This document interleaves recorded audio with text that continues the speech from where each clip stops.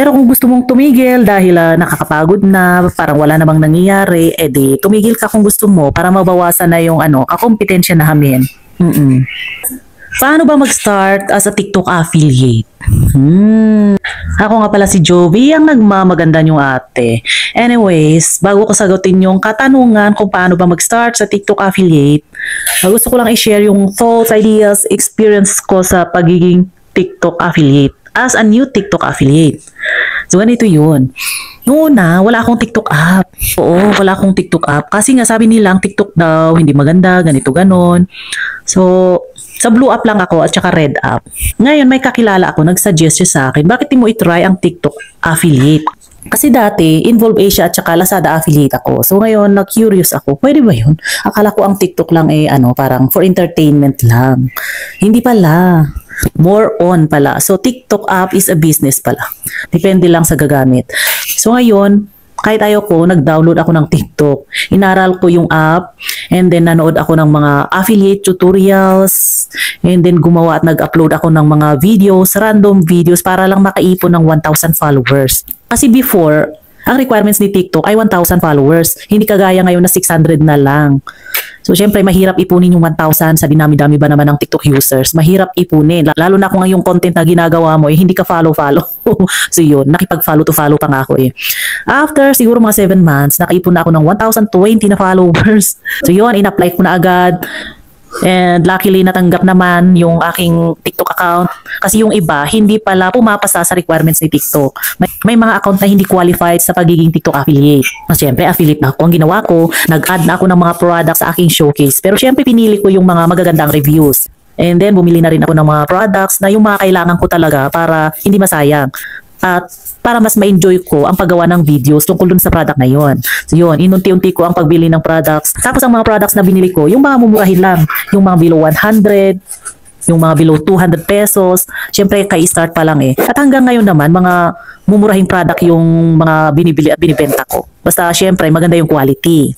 Yun. Siguro may 6 months na akong TikTok affiliate.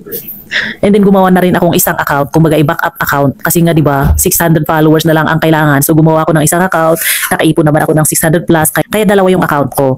Kaso nga lang, hindi kagaya ng iba na after 2 months nagkaroon na sila ng 6 digits daw na commission. Ako mag 7 months na eh.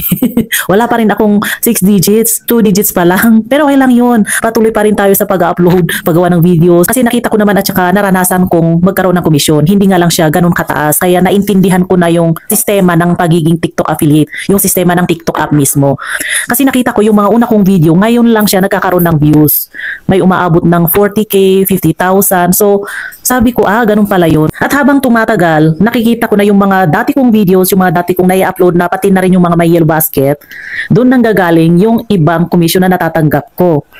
Mula doon sa mga old videos. Kaya hanggang ngayon, kahit wala pa akong 3 or 4 digits na commission, patuloy pa rin akong gumagawa ng videos, nag-upload ng videos. Kasi 'di ba, sabi nga nung mga naunang affiliate creator, basta magtanim ka lang daw ng magtanim. So, kaya sabi ko, ganun, parang sa pagtatanim lang, pag-garden, 'di ba?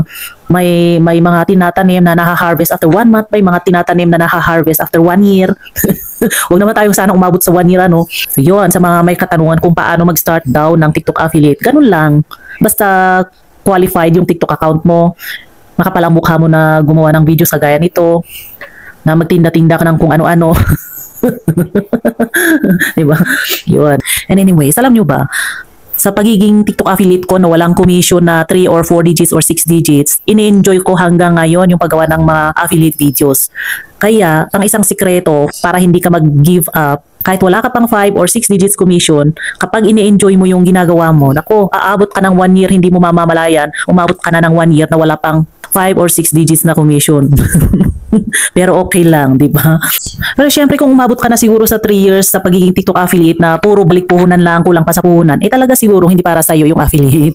Pero kung wala ka pa namang 6 months, wala ka pang 7 months, kagaya ko, pagpatuloy mo pa rin, go pa rin. Alay mo, pagdating ng 6 months, pagdating ng 8 months, magkakaroon ka ng mga 4 na video viral o kaya lahat ng videos mo, magkakaroon ka ng komisyon mula doon, di ba?